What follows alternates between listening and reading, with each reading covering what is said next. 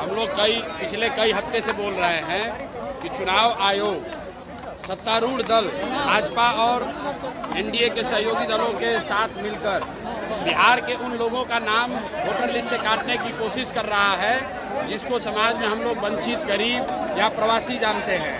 जो बिहार के लाखों बच्चे बाहर गए हैं मजदूरी करने, सरकार को मालूम है कि वो वापस आएंगे तो एनडीए के खिलाफ वोट करेंगे, इसीलिए उनका नाम काटने का प्रयास हो रहा है। लेकिन मैंने ये पहले भी कहा है, सुप्रीम कोर्ट ने कह दिया कि जिसके पास भी आधार कार्ड है उसका नाम वोटर लिस्ट में रहेगा।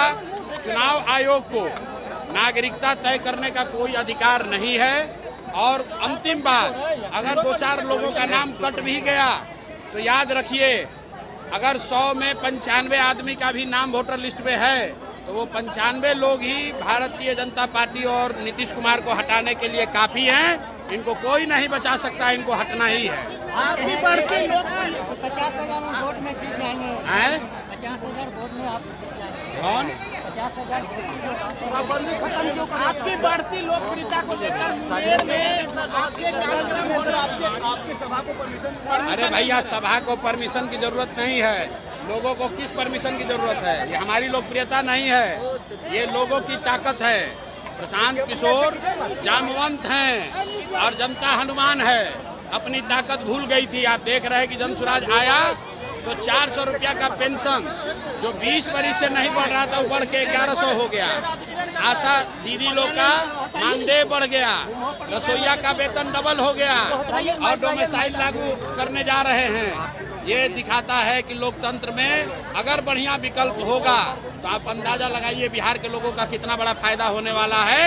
इसलिए नीतीश कुमार चाहे कुछ भी कर ले, अब उनका जान बचने वाला नहीं है।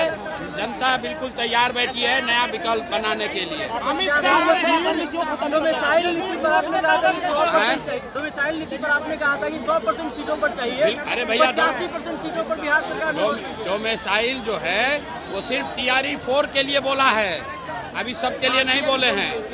2023 में डोमिसाइल नीतीश कुमार ने हटाया, इसलिए हटाया कि 24 में लोकसभा में प्रधानमंत्री बनने का नशा चढ़ा था और बिहार के लाखों युवाओं का नौकरी दूसरे राज्य के युवाओं को दे दिया। अभी जब विधानसभा का चुनाव आया है तो TRE 4 में कह रहे हैं कि बिहार के लोगों को प्राथमिकता मिलेगी। इससे बात नहीं बनेगी। बिहार में हमेशा के लिए कम से कम 2/3 नौकरी बिहार के युवाओं के लिए रिजर्व होना चाहिए। ये जनसुराज की डिमांड है, जनसुराज की मांग है।